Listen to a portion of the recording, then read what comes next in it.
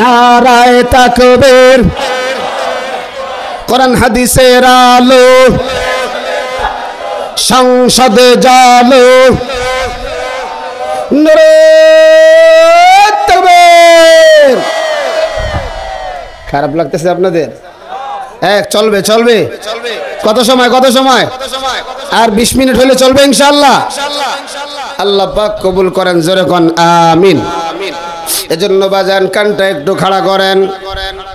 আল্লাহ বলে আমি ইনসাফের পাল্লা দাঁড়া করাবো। এ বাবা, ল্যাপের তলে যদি আমি আপনি গুনাহ করি, কেউ দেখে না, যিনি দেখে তিনি কে? আরো জোরে আরো জোরে। আমার চাইতে শক্তি কম ছোট মানুষ যে আছে, সে যদি গুনাহ করে, তাকে যদি আমি কষ্ট দেই, কেউ দেখে না, দেখে কে? আরো জোরে বলেন কে? আপনি একজন ছোট বয়সের মানুষকে কষ্ট দিলে না, সে কিন্তু মাজলুম হয়ে গেল, আপনি হয়ে গেলেন জালেম। হাদিসের ভিতরে আসছে 3 শ্রেণীর মানুষের দোয়া আমার আল্লাহ কবুল করে।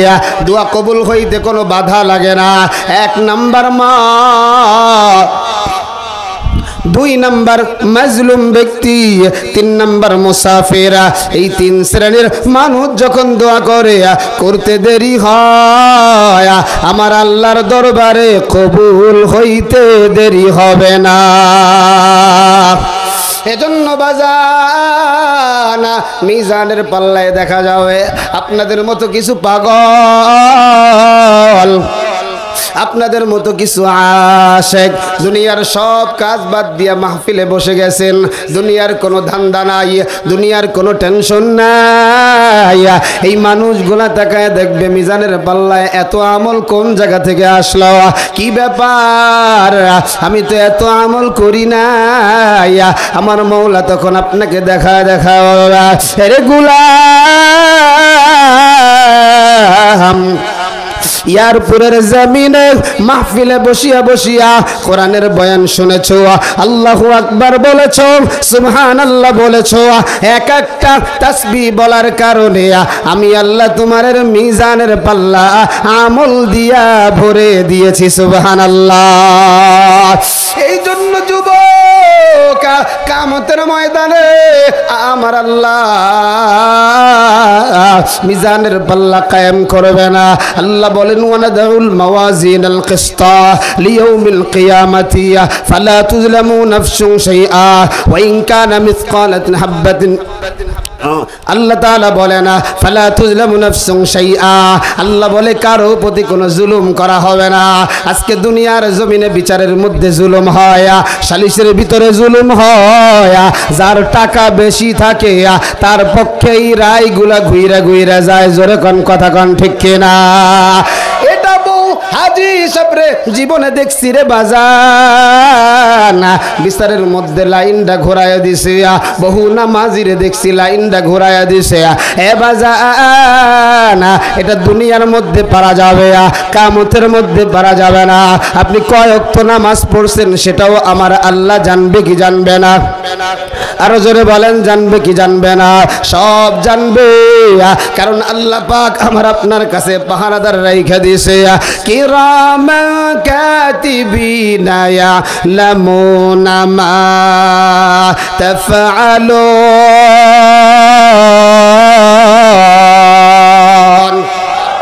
আল্লাহ বলে গোলাম তুমি কি করতেছ? তুমি মনে করছো তোমার আকাম কুকাম আমার কাছে কোনো জিনিস ধরা নাই? আল্লাহ বলে গোলাম সব কিছু কিন্তু মনিটরিং হচ্ছে, সব কিছু কিন্তু আমি আল্লাহর কাছে স্পষ্ট হয়ে যাইতেছে। পালাইতে পারবা না, পালানোর সুযোগ পাইবা না। ওরে যুবক একটু জিকির করি লা ইলাহা ইল্লাল্লাহ, লা ইলাহা মহব্বতে জোরে জোরে লা ইলাহা। সিগন্যাল দেওয়ার পরও বয়ানটা বসানোর জন্য 10 থেকে 12 মিনিট টাইম দেওয়া লাগবে। একটু কান্না করা দিলে সুন্দর হয়ে গেল, ঠিক আছে? এজন্য এটা জেনে রাখবো যে সিগন্যালটা দিলে যেন আরো 10 মিনিট আগে সিগন্যাল, হ্যাঁ 10-12 মিনিট আগে। লা ইলাহা জোরে লা ইলাহা এই দুনিয়ায় নয় রে থাকা, যাইবা একদিন চলিয়া।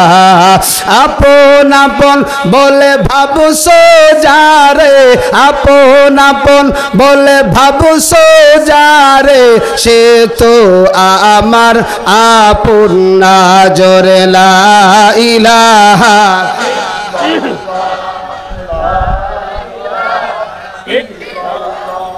কাছে বসে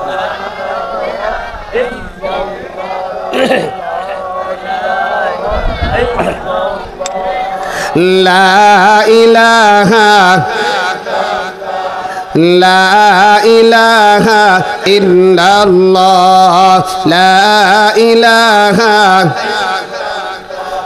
লা ইলাহা ইল্লাল্লাহ, লা ইলাহা ইল্লাল্লাহ, লা ইলাহা লা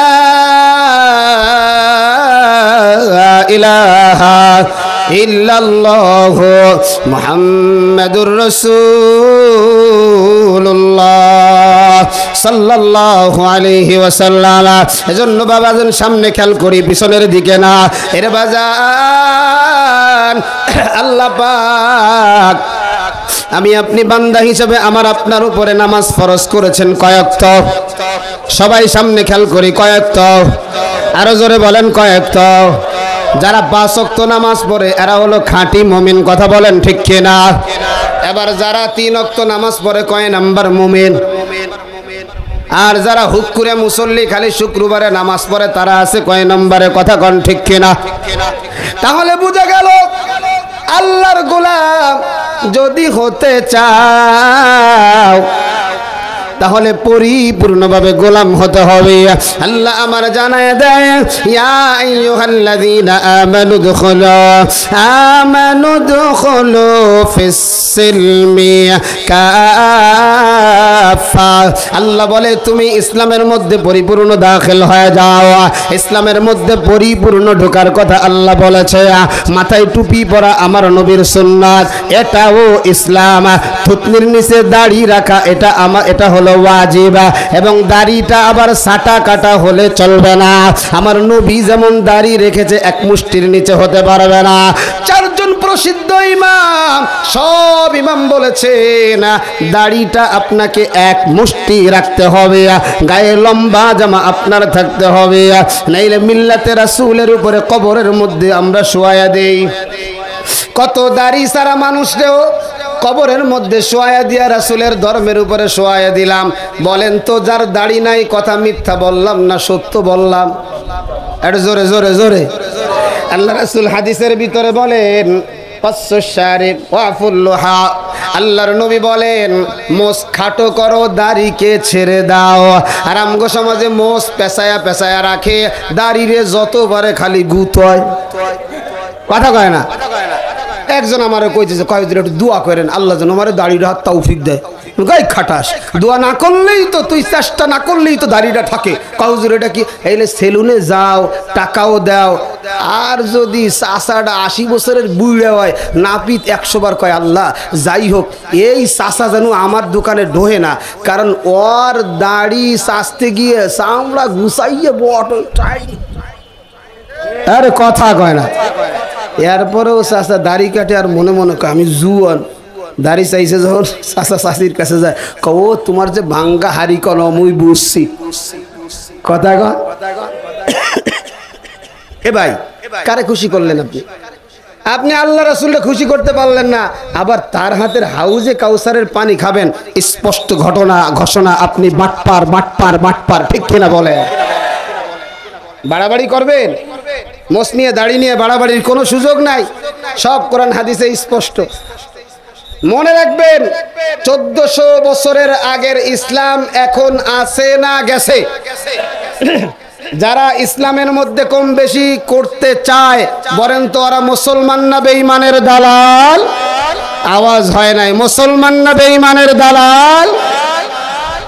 এজন্য ইসলামে কোনো মডারেট নাই।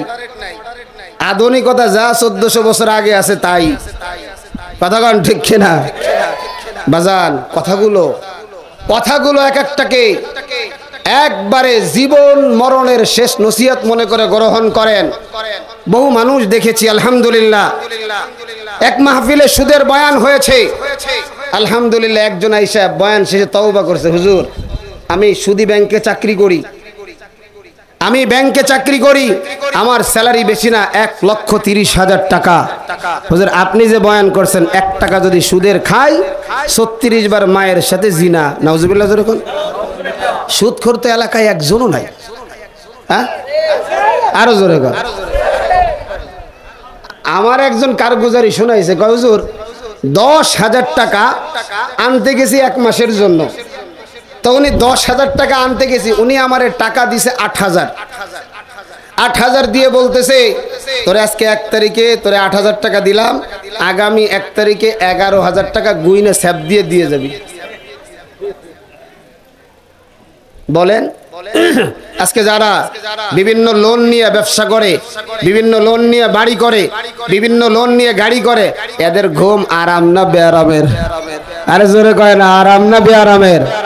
হারামে আরাম, সুদ দেওয়া নেওয়া হারাম, সুদ যারা লেখে সেটাও হারাম, সুদের যারা সাক্ষী থাকে এই 4 শ্রেণীর মানুষ যাবে জাহান্নামে। জোরে কর নাউজুবিল্লাহ।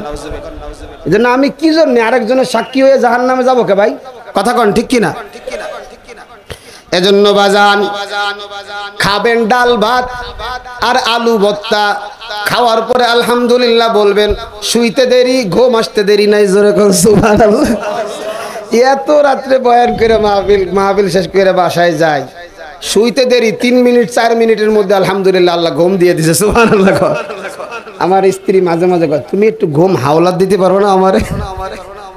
আমি আরে পাগল, ঘুম তো আল্লাহ পাকের একটা নেয়ামত। বহু মানুষ আছে 10 বছর 20 বছর পর্যন্ত ঘুমায় না, এরা যে ট্যাবলেট খেয়ে যারা ঘুমায়, আপনাদের কাছে কি মনে হয় এটা ঘুম? আরে জোরে কয় না, এটা হলো ওষুধ খাওয়াইয়া ওটারে বেহুশ বানায়। রে কথাটা বুঝতে পারছেন? ওষুধ খাওয়াইয়া কি করে ভাই? বেহুশ বানায়। এজন্য ও যখন আবার ঠিক হয়ে যায়, অচেতন কাটে যায়, তখন আবার সেই মাথা ঘোরা শুরু হয়। আর আল্লাহ পাকের ঘুম যেটা, ঘুম থেকে ওঠার পরে একটা ফ্রেশ ভাব। কথা বলেন ঠিক কিনা? এজন্য বাজান আল্লাহ পাকের গোলামি বান্দাকে 1 নাম্বার যে আমল দৈনিক 5 ওয়াক্ত নামাজ। কথা বলেন ঠিক কিনা? মনে রাখবেন যারা 5 ওয়াক্ত নামাজ পড়ি না, ওইটা হলো শয়তানের নানা।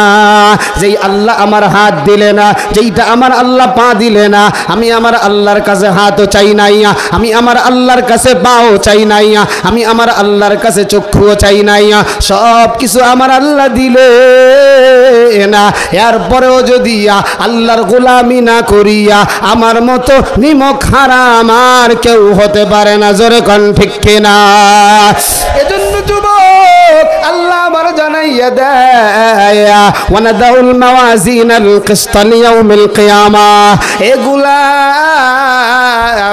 আমি কিয়ামতের ময়দানে দাড়ি পাল্লা দাঁড় করাবো, কিয়ামতের ময়দানে ইনসাফের পাল্লা আমি আল্লাহ দাঁড় করাবো। কিয়ামতের ময়দানটা কেমন হবে রে বাজানা? একটু কানটা খুনিয়া শুনিয়া না, মায়ার নবী আমার কিয়ামতের ময়দানের কথা, হাসরের ময়দানকে নিয়ে যখন বয়ান করে, আম্মা জানা ডাক দিয়া গলে পয়গম্বর, হাসরের ময়দানের কথা বলতে গেলেই আপনার চেহারার মধ্যে কেমন যেন একটা ভয়ের ছাপ চলে আসে। ও পয়গম্বর, হাসরের ময়দানটা কেমন হবে গো নবী আমারে একটু জানায় দেয়। আমার নবী ডাক দিয়া বলে, আয়েশা উফাতান উরাতান গুরলা। ওই হাসরের ময়দানটা এত ভয়ঙ্কর, হাসরের ময়দানে কোনো মানুষের শরীরে কাপড় থাকবে না, একমাত্র কেবলমাত্র দুইজন মানুষের শরীরে কাপড় থাকবে।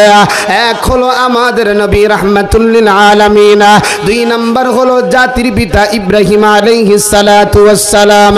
আর কারো শরীরে কাপড় থাকবে না। এর যুবক ভাই, আর কারো শরীরে কাপড় নাই।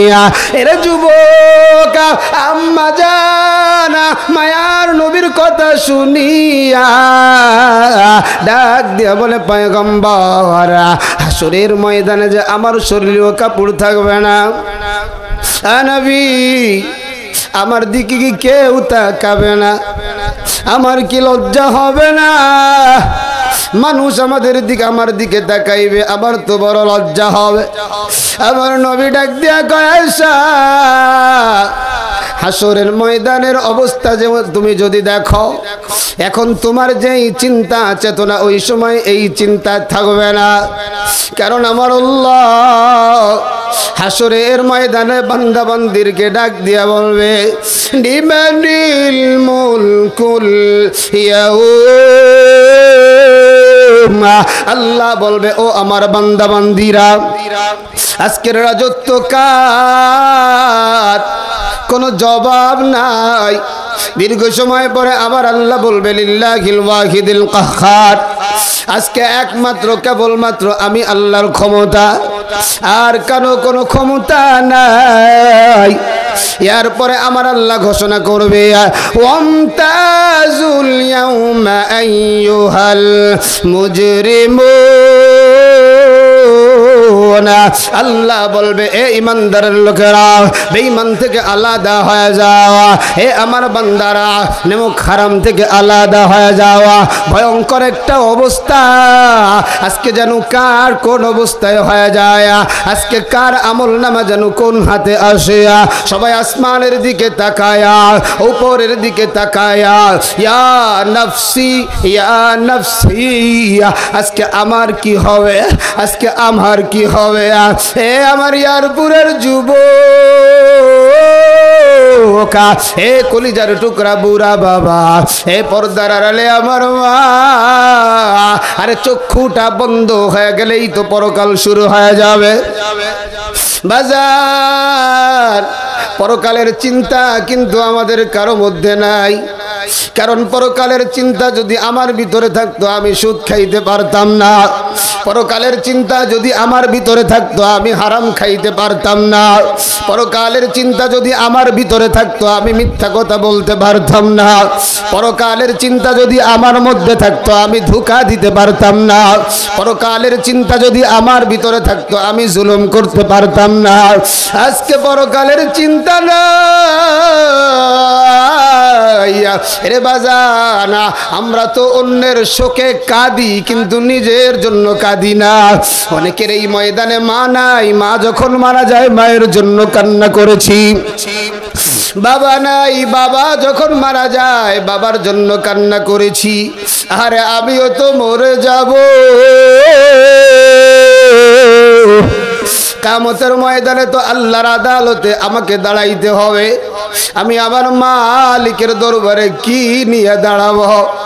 আমার তো তেমন কোনো আমল নাই। আরে চক্ষুটা বন্ধ করলেই তো দেখি চতুর্দিক দিয়া গুনাহ। আমি আমার মাওলার সামনে কি নিয়ে দাঁড়াবো?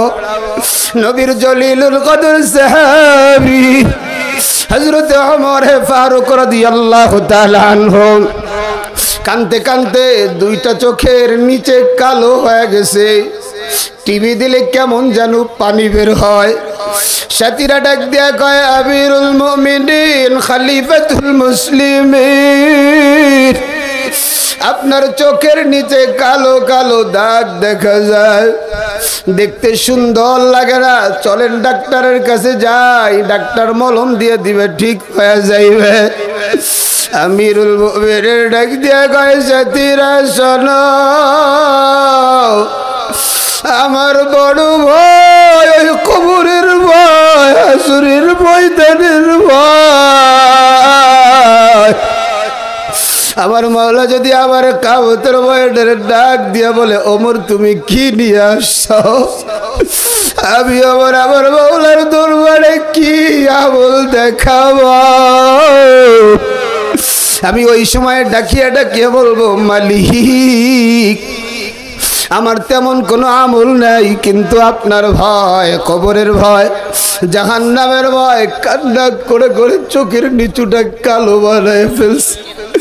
এরে আমার যুবক বাবা, কলিজার টুকরা পুরা বাবা,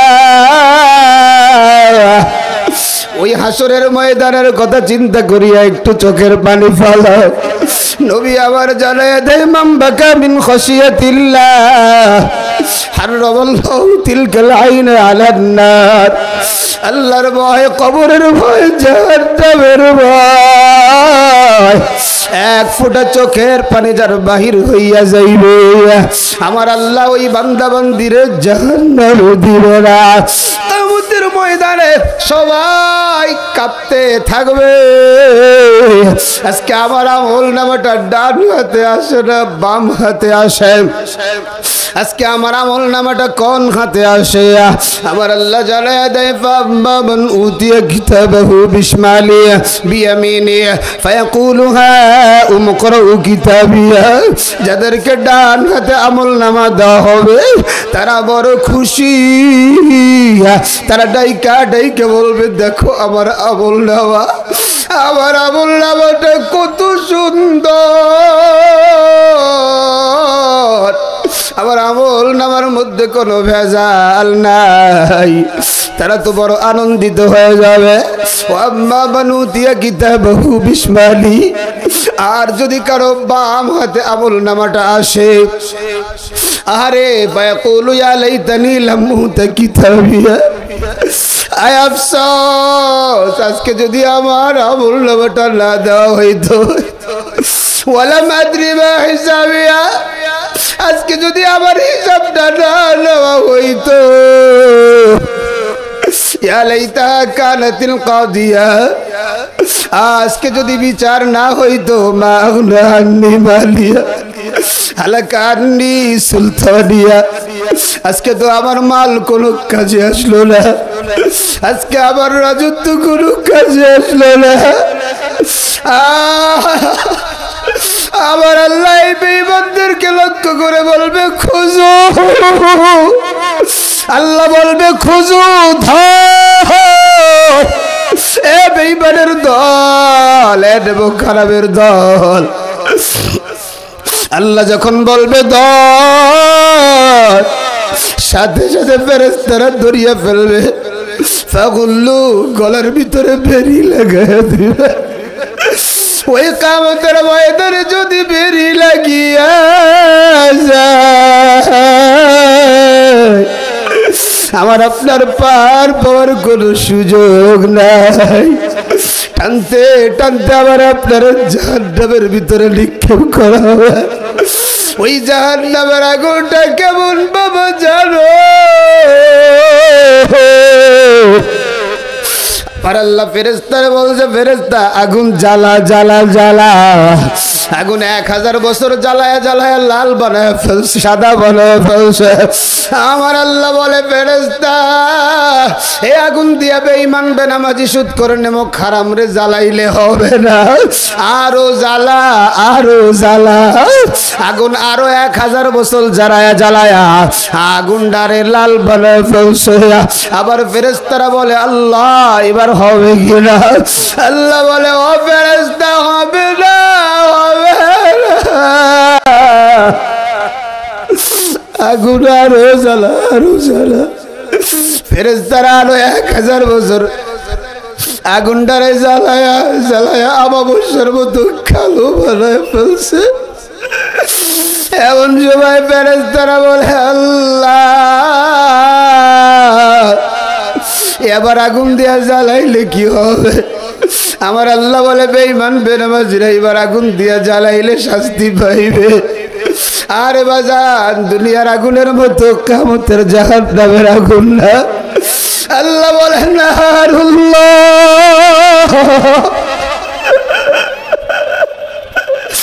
নারুল্লাহিল মুকাদ্দাস আল্লাতী তাত্তালিউ আলাল আফিদা।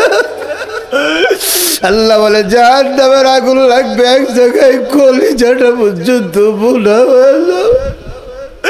এবার আপনাদের জন্য যে কি মায়া মোহাম্মত ভালোবাসা এই দিলের মধ্যে যদি কাইটে দেখাইতে পারতাম, কেমনে বাজার নামাজ ছাড়িয়া দাও, কেমনে বাজান স্ত্রীর বেপরদায় চলাও, কেমনে সুদি লেনদেন করো বাজার, কেমনে মিথ্যা কথা বলো, আর কেমনে বুঝাইলে আপনারা বুঝবে, আর কেমনে বললে আপনারা বুঝবে। আমার মধ্যে কোনো ভাষা নাই রে বাজান, ভাষা নাই। আপনারা যদি সবাই বলেন হাজি হাজি ভাই আমাদের পাও গোলা ধরো, কালকে থেকে মসজিদে যাব, আল্লাহর কসম আপনাদের সকলের পা ধরতে আমার কোনো লজ্জা লাগবে না, কারণ আমি তো চাই আমার সব মুসলমান নিয়ে জান্নাতে থাকবো। এজন্য বাজার চরমুনার দালালি করি না বাজার, কিন্তু যারা এই চরমুনার ময়দানে গেছে আল্লাহ তাদেরকে চমকায় দিছে। যেই মাথায় টুপি নাই টুপি উঠা গেছে, যেই তুতনির নিচে দাড়ি নাই দাড়ি লাগা গেছে, যেই শরীরে হারাম খাবার ছিল এখন আর হারাম খায় না, যেই জবান দিয়া মিথ্যা কথা বলতো চরমুনায় গেলে আর মিথ্যা কথা বলে না। যারা তোমরা চরমুনায় সম্পর্কে বিষোদ্গার করো, চরমুনায় সম্পর্কে উল্টা পাল্টা কথা বলো, একটু ময়দানে গিয়ে দেখো চরমুনার ময়দানে বয়ান কম জিকির বেশি, হাসি নাই কান্না বেশি। আরে মুমিন কখনো হাসতে পারে না রে বাজার, মুমিনের কপালে হাসি নাই। আমার আল্লাহ বলে ফালিয়াদহাকু কালিলা ওয়ালিয়াবকু কাসীরা। আল্লাহ বলে বান্দা হাসা যাবে না, বেশি বেশি করে কাঁদো। যারা মাহফিলে বয়ানে অট্টা হাসি দেয়, অমুক নেতা অমুক বিভিন্ন নায়িকা টাইকারা নিয়ে হাসি মারে, মনে করবেন আর অন্তরের মধ্যে নূর নাই, নূর নাই। এজন্য যাদের কথা শুনলে চোখে পানি আসে, দিল নরম হয়, এ আল্লাহওয়ালার দরবারে যাইবেন, চরমুনার ময়দানে যাইবেন, উজানির ময়দানে যাইবেন, বাজান ঢালকানগরের জমিনে যাইবেন, এ বাজান আল্লাহওয়ালাদের গোপাল গহর ডাঙ্গার জমিনে যাইবেন। এই জমিনগুলাতে গেলে বড় উর্বর, গুনাহগার গুলারে আল্লাহ পাক হেদায়েত দিয়া নূর দিয়া আল্লাহওয়ালায় রূপান্তরিত করে দেয়। আরে চরমুনায় কত বড় বড় ডাকাত, এখনো সেই ডাকাত বক্তা হয়ে গেছে। আমাদের শামসুল হক যশোরী ভাই এক সময় কয়েকটা পিস্তল থাকতো, এখন সেও পাগলের মতো বয়ানে বসিয়া বসিয়া কান্দে, বসিয়া ওই যে সিলেটের কালো মস্তান, অভাব নাই। এজন্য যারা সমালোচনা করো একটু বুঝা বুঝা করো, কারণ তোমার কবরে তুমি যাবা, আমি যাব না, আমার কবরে আমি যাব, তুমি যাব না। নিজের পায়ে কুড়াল যদি মারতে চাও দুনিয়ার একটু হালুয়া রুটির জন্য, তো তুমি জাহান্নামে যাও, আমার যতটুকু বলার বলিয়া দিলাম। আপনারা মনে করতে পারেন জিয়াদি ভাই চরমুনাইয়ের দালালি করে, না রে বাজান না, সত্য যেটা যেটা প্রমাণিত সেটাই আপনাদের কাছে বললাম।